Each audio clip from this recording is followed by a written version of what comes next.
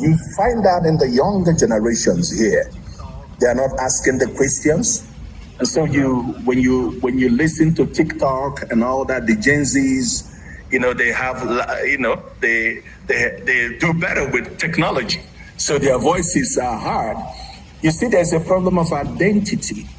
And I've spoken with some few elderly ones, and they've as well and spoken of the same concern of identity. And I think as a man of faith, I think that's what the enemy does.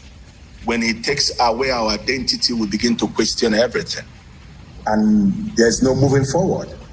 The evil man will say, I will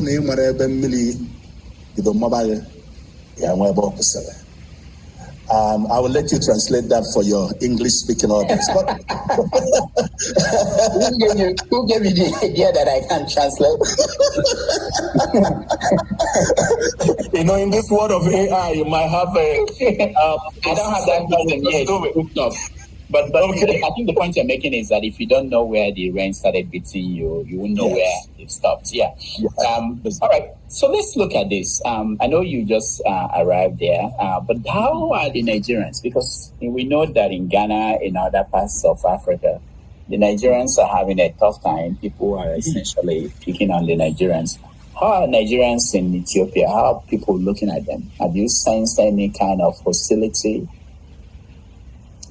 Like you said, I just newly arrived lately last year. Not as Nigerian because I'm dual citizen. I arrived as a Canadian. And so I, with all due respect, I might not be experiencing what other people that have the green passport are experiencing. Because again, those of us that live in North America and are citizens of any of the country in North America know the difference between the green passport and the blue passport. I don't even know how to express that, but that's just the reality. And so therefore, sometimes when you have another passport, you are treated differently. And so you wouldn't start doubting what the other person is saying. But the few voices I've heard have spoken that our problem is our loudness, inability to calm down.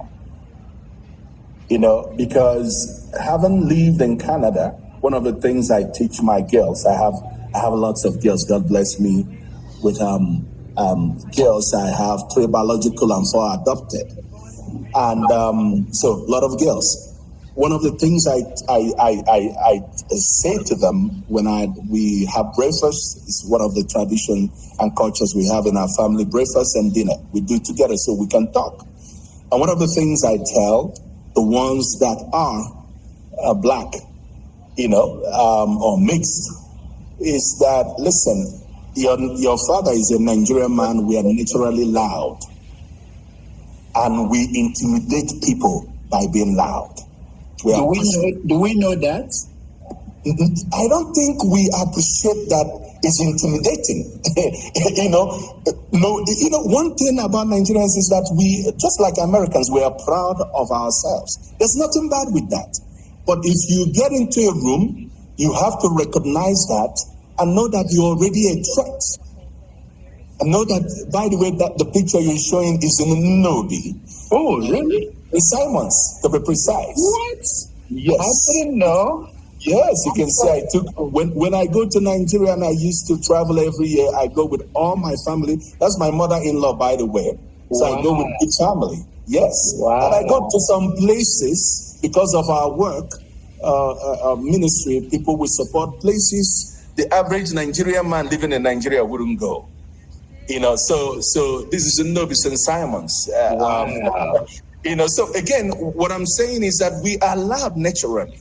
So I have to teach, my daughter, you're seeing on the screen now, I said, you're loud, so you need to calm down. People are already intimidated. So to practice patience, acknowledge when they say something to you. Even if they are sounding stupid or you think you know better than them, acknowledge what they've said. Repeat it to make sure that's what they're trying to say to you. And have grace over one another. It's something I continue to learn. And I hope that will make the world a better place if we have grace for each other. How do you teach people? Because I hear that all the time in conversations with other Africans. Mm-hmm. They say Nigerians are this and that, and they expect Nigerians. How do you teach Nigerians to be something that they are not? And what made them that way?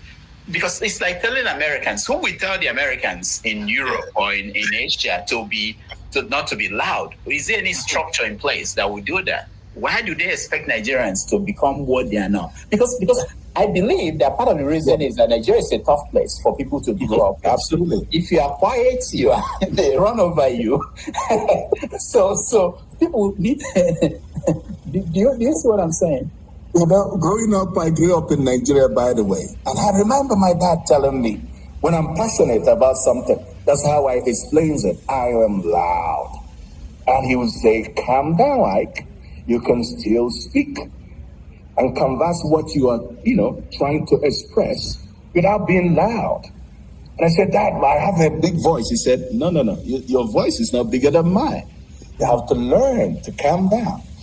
And I listened, but I didn't listen very well. I had to learn the hard way because I'm married to a Caucasian. And I remember in the early stage of our marriage, when we talk and I'm passionate about something, I'm on her face screaming like, we do what we do. I'm having a conversation.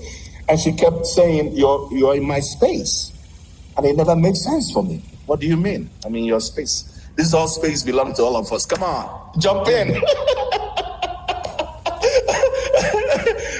But if you truly love someone, and if communication is a two-way traffic, then when you're done the passion, shouting, and the person does not understand what you are trying to say, then communication have not happened.